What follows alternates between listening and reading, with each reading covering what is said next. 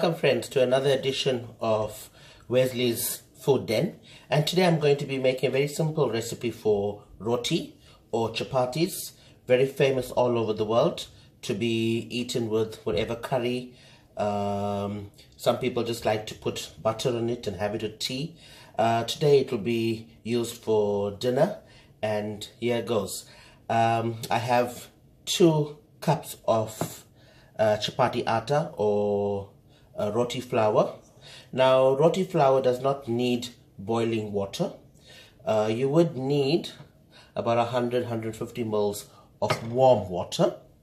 You need 2 teaspoons of oil and a pinch of salt. I will start with a pinch of salt.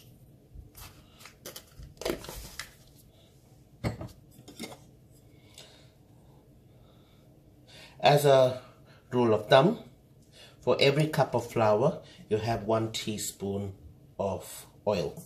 You want to just mix that so you have a nice breadcrumb kind of effect.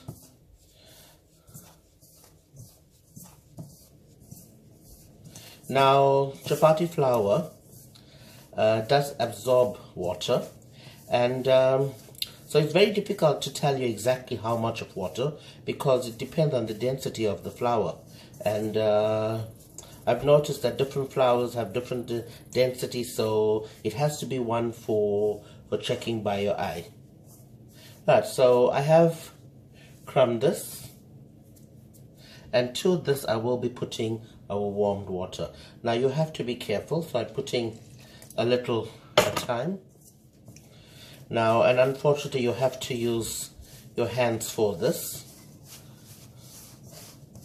So you give this a good mix, and you don't want a very hard dough or stiff dough, but you don't want a wet dough either, otherwise whilst rolling. So just put in the remainder of this water.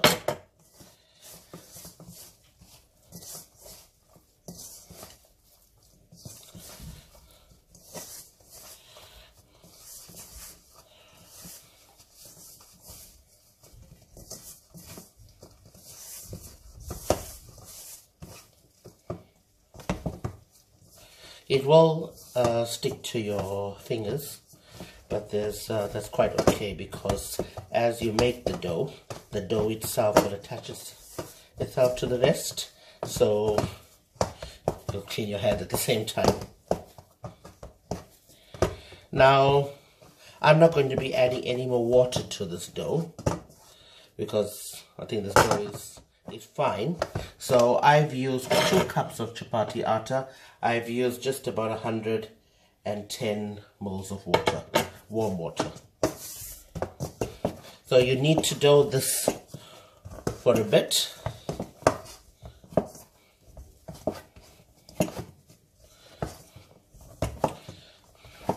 Now, generally, it will be a good idea to let this dough stand for an hour or so, but if you are short on time, you can just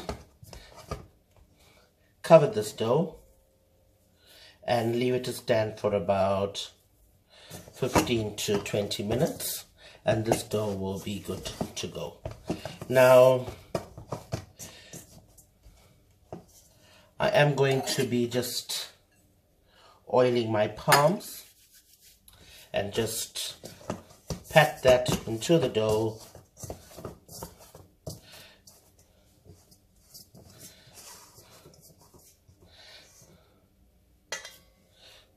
Leave it to set. Leave it to set. And I'll be back in about 20 minutes. Now my dough has been sitting for about 20 minutes, and we're about to roll the roti. You need to make this a nice soft dough, so you would get nice soft roti out of this. You make a small lemon size, roll it in your palm. Now you can make all of this and keep it, but for this tutorial I'll just make one for now. Press it so you have your dough ready to be rolled. Now for this part, you will need plain flour. You can use atta flour to roll with so it doesn't stick.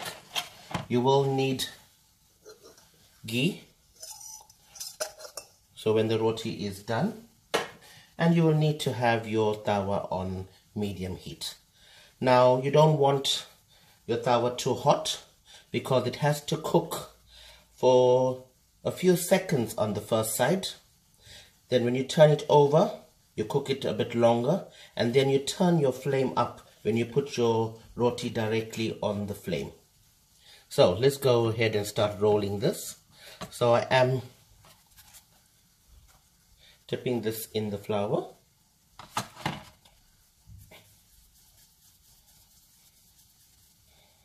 This dough is now ready to be rolled.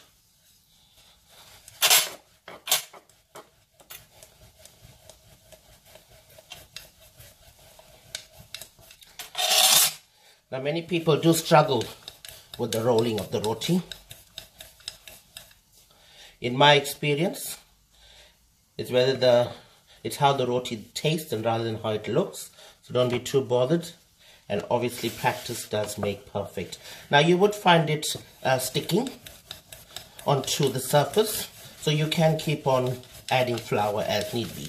But please be careful, because when the flour does go onto the tawa, you don't want it to be burning. So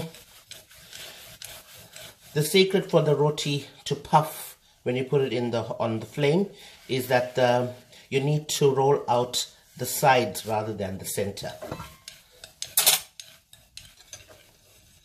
So my roti is ready, and I will be putting this on the tawa.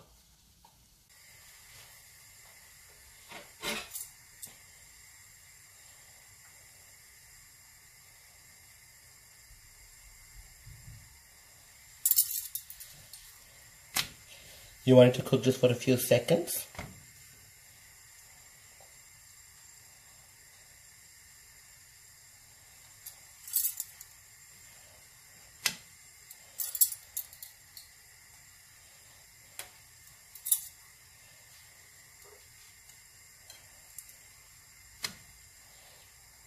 There's no need to toast with oil, because chapati flour or chapati atta is a very healthy option, doesn't need that. So as you can see the spots, put it on the flame, and there you go.